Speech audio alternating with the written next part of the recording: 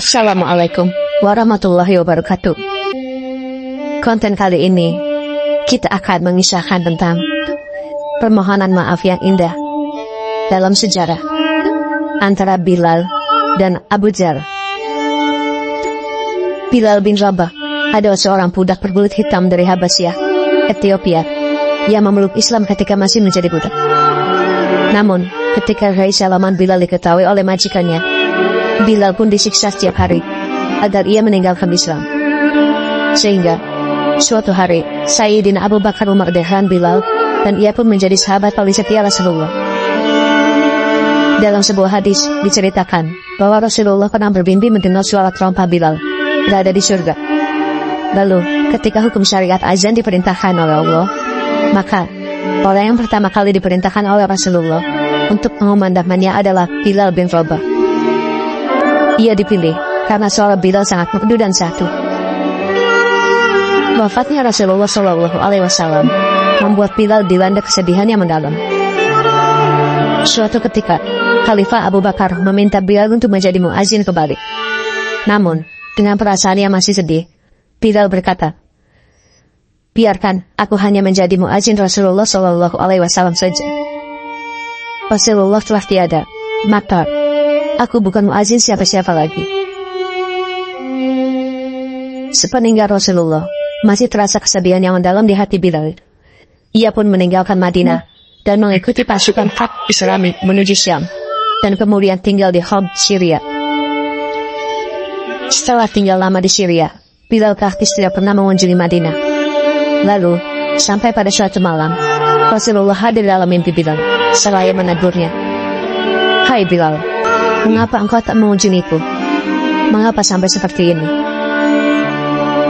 Dengan kejadian mimpi itu, ia pun bangun dan segera mempersiapkan diri untuk melakukan perjalanan ke Madinah untuk berziarah ke makam Rasulullah. Setiba di Madinah, Bilal tidak dapat menahan rindu dan kesedihannya pada Rasulullah. Kemudian, datang cucu Rasulullah Sayyidina Hasan dan Husain. Dengan mata sembab oleh tangis, Bilal yang kian beranjak tua memeluk kedua cucu tercinta Rasulullah tersebut. Salah satu cucu Rasulullah berkata kepada Bilal, "Paman, maukah engkau sekali saja mengumandangkan azan untuk kami? Kami ingin mengenang kakek kamu." Umar bin Khattab yang saat itu sebagai khalifah juga memohon kepada Bilal untuk mengumandangkan azan, meski sekali saja. Dengan perasaan berat, lalu Bilal pun memenuhi permintaan itu. Saat waktu sholat tiba, dia naik pada tempat yang dahulu biasa azan pada masa Rasulullah masih hidup, dan mulailah dia mengumandangkan azan. Saat lafaz Allahu Akbar dikumandangkan olehnya, mendadak seluruh Madinah senyap. Segala aktivitas terhenti. Semuanya terkejut. Suara yang telah bertahun-tahun hilang, suara yang mengingatkan pada sosok An Agung, suara yang begitu dirindukan itu telah kembali. Ketika Bilal meneriakkan kata Asyhadu alla ilaha illallah, maka seluruh isi kota Madinah berlarian ke arah suara itu sambil berteriak. Bahkan para gadis dalam pingitan pun mereka keluar menuju ke arah suara yang berkumandang itu. Dan saat Bilal mengumandangkan Asyhadu anna Muhammadur Rasulullah, maka Madinah pecah oleh tangisan dan ratapan yang sangat memilukan. Semua menangis, teringat masa-masa indah bersama Rasulullah. Umar bin Khattab yang paling keras tangisnya. Bahkan Bilal sendiri pun tak sanggup meneruskan azannya. Lidahnya tercekat oleh air mata yang berderai. Hari itu, Madinah mengenang masa saat masih adanya Rasulullah SAW di antara mereka. Hari itu adalah azan pertama dan terakhir bagi Bilal setelah Rasulullah wafat. Itulah azan Bilal yang tak bisa dirampungkan karena tak sanggup lagi menahan kesedihan. Sungguh, kisah yang sangat mengharukan. Betapa cintanya Bilal pada Rasulullah SAW. Suatu ketika, para sahabat terkumpul di sebuah majelis. Waktu itu, Rasulullah SAW tidak bersama mereka. Ada Khalid bin Walid, Ibnu Auf, Bilal, dan Abu Dzar di majelis itu. Orang-orang di majelis itu sedang membicarakan sesuatu.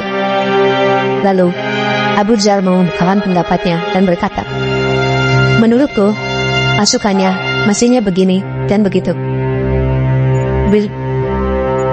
Bilal menyanggah, tidak, usulan yang keliru. Abu Dzar membalas, engkau juga wahai anak orang yang berkulit hitam, menyalahkanku? Bilal lalu berdiri, marah, dan menyesalkan perkataan sahabatnya. Dia lalu berkata, demi Allah, aku akan mengadukanmu kepada Rasulullah Shallallahu Alaihi Wasallam. Bilal tiba di hadapan Rasulullah sambil mengadu, wahai Rasulullah, tidakkah engkau mendengar apa yang dikatakan Abu Dzar kepadaku? Rasulullah Shallallahu Alaihi Wasallam bertanya, apa yang dia katakan padamu? Bilal menjawab, dia mengatakan begini dan begitu. Wajah Rasulullah kemudian berubah, bertanda marah. Abu Dzar mendengar hal ini, dia bergegas ke masjid dan menyapa Rasulullah Shallallahu Alaihi Wasallam. Assalamualaikum warahmatullahi wabarakatuh, ya Rasulullah. Rasulullah menjawab, wahai Abu Dzar, apa dengan ibunya engkau menjelekannya? Sungguh, pada dirimu ada kejahilian. Abu Dzar sontak menangis. Dia mendekat ke Rasulullah dan berkata, wahai Rasulullah, mintalah kepada Allah agar mengampuniku.